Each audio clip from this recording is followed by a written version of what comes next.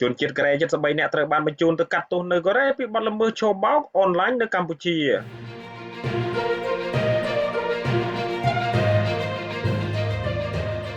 នៅថ្ងៃសុក្រទី23ខែមករាឆ្នាំ2026នេះជនជាតិកូរ៉េចំនួន73នាក់នឹងត្រូវបញ្ជូនចេញពីកម្ពុជាទៅអនុវត្តទោសនៅប្រទេសកូរ៉េជុំវិញការប្រព្រឹត្តបទល្មើសឆបោកអនឡាញនៅក្នុងប្រទេសកម្ពុជានេះបើតាមការចុះផ្សាយសារព័ត៌មានយន្តហេបនៅថ្ងៃប្រហ័សទី22ខែមករាដែលបានស្រង់សម្ដីអ្នកនាំពាក្យប្រធានាធិបតីកូរ៉េជនជាតិកូរ៉េទាំង73រូបមានជាប់ពាក់ព័ន្ធឧក្រិដ្ឋកម្មឆបោកអនឡាញសម្ដៅឆបោកពលរដ្ឋកូរ៉េដែលគិតជាទឹកប្រាក់សរុបមានជាង$30,000 លានអាមេរិកបើតាមសារព័ត៌មានកូរ៉េយន្តហេបជនជាតិកូរ៉េទាំង73រូបនឹងត្រូវបញ្ជូនចេញពីកម្ពុជាតាមជើងហោះហើរមួយរបស់កូរ៉េនៅព្រឹកថ្ងៃសុក្រទី23ខែមករាវេលាម៉ោង 9:10 នាទីព្រឹកអ្នកនាំពាក្យប្រធានាធិបតីកូរ៉េលោកស្រីកាំងយុងជុងបញ្ជាក់ប្រាប់សារព័ត៌មានកូរ៉េយន្តហេបថាជនជាតិកូរ៉េទាំង73រូបត្រូវបានឃាត់ខ្លួនក្នុងប្រទេសកម្ពុជាពីបទឆបោកទឹកប្រាក់ប្រមាណជាង$33,000 លានអាមេរិកពីជនរងគ្រោះជនជាតិកូរ៉េចំនួន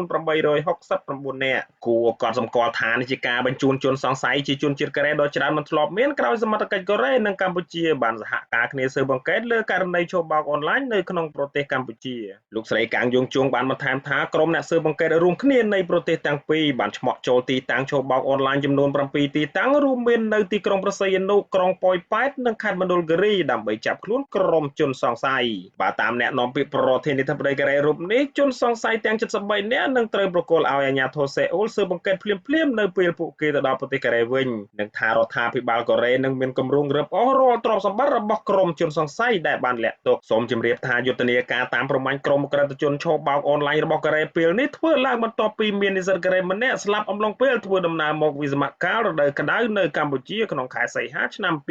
2025រឿងរ៉ាវមួយនេះកាលនោះត្រូវបានកាសែតក្នុងស្រុកកូរ៉េខាងត្បូង The Korea Times ចុះផ្សាយកាលពីថ្ងៃទី10ខែតុលាឆ្នាំ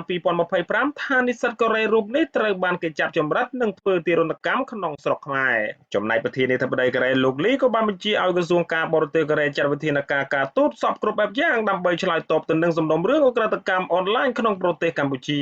ដូចគ្នានេះផងដែរជនជាតិឥណ្ឌូនេស៊ីដែលធ្វើការអនឡាញខុសច្បាប់នៅកម្ពុជារងចាំការអន្តរាគមន៍ពីស្ថានទូតនៅព្រឹកថ្ងៃប្រហ័សទី22ខែមករានេះជនជាតិឥណ្ឌូនេស៊ីជាច្រើនរយនាក់បន្តអង្គុយសំកកនិងដេកចាំនៅក្បែរបរិវេណស្ថានទូតឥណ្ឌូនេស៊ីប្រចាំទីក្រុងភ្នំពេញជនជាតិឥណ្ឌូនេស៊ីដែលសូមមិនបញ្ចេញអត្តសញ្ញាណម្នាក់ប្រាប់វិទ្យុបារាំងអន្តរជាតិ OFI ថាពួកគេនៅទីនេះដើម្បីស្នើសុំអន្តរាគមន៍វិលត្រឡប់ទៅស្រុកកំណើតវិញជនជាតិឥណ្ឌូនេស៊ីទាំងអស់នោះបានអះអាងថាជាអ្នកធ្វើការក្នុងឧស្សាហកម្មឆបោកអនឡាញនៅក្រុងបាវិតនិងក្រុងព្រះសីហនុកំពុងបារម្ភខ្លាំងណាស់ពីសុវត្ថិភាពផ្ទាល់ខ្លួននៅក្រៅពេលដែលរដ្ឋាភិបាលកម្ពុជាបានចាប់ប្រគល់មេខ្លោងឧក្រិដ្ឋកម្មឆបោកអនឡាញលោកជេនស៊ីឲ្យរដ្ឋាភិបាលចិនកាត់ទោសតាមច្បាប់នាពេលថ្មីៗនេះ